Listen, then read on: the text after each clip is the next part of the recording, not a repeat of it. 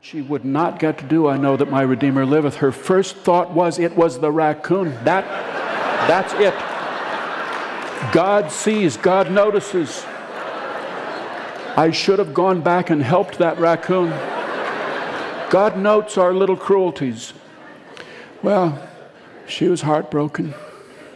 The only people who brought anything for the potluck on Sunday were members of the choir. Darrell Tollerud arrived at church carrying a great pot of venison stew.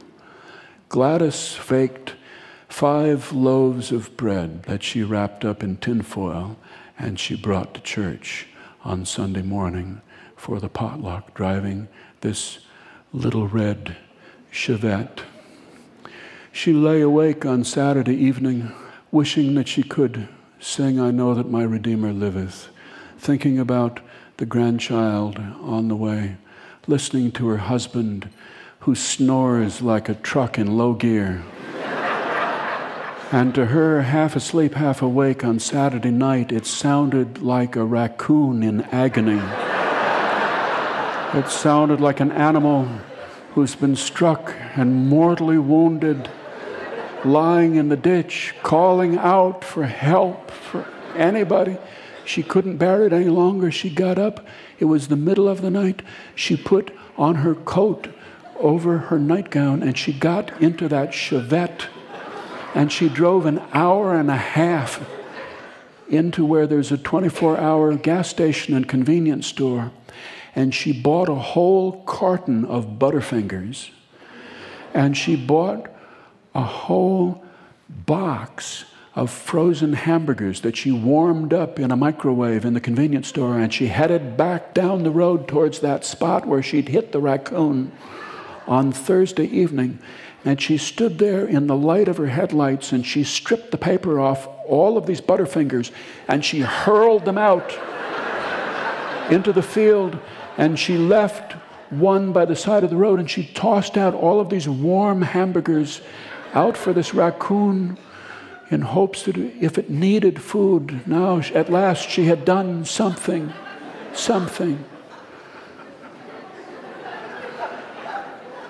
She drove into church on Sunday morning, and she came by that way, and she noticed the Butterfinger she'd left on the shoulder. It was gone. She came to church, and Mrs. Markland, the choir director, took her aside and said, Gladys, the sopranos in the choir are not confident singing For Unto Us a Child is Born this morning. Could you sing, I Know That My Redeemer Liveth?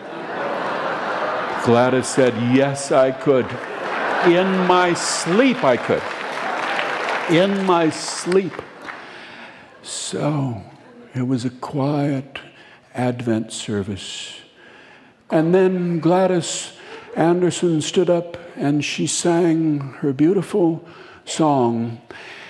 And people were certain that she sang, I Know That My Raccoon Liveth. And yet, they didn't think she could have. They thought they must have heard wrong. It couldn't possibly have been that. She sang her beautiful song, and then Judy Inkvist, who had taken that venison stew and she had expanded it with about 6 gallons of beef broth from cans, and she had put in the noodles that Mrs. Markland had made, and she had put in Mark Bunson's stewed tomatoes. She made a venison soup, and that, along with the bread and the banana bread and a Jell-O ring and a big Tupperware dish full of chocolate bars, fed everybody. Fed everybody. It was the smallest potluck they had ever had in Lake Wobegon, and yet everyone in church had enough to eat. Gladys went out after the potluck, and she tried to start the Chevette, and it would not start. Thank goodness, she said, I was done with this car anyway. She drove home with her husband, and when they got home, they heard that the granddaughter had been born. That's the news from Lake Wobegon, Minnesota, where all the women are strong All the men are good.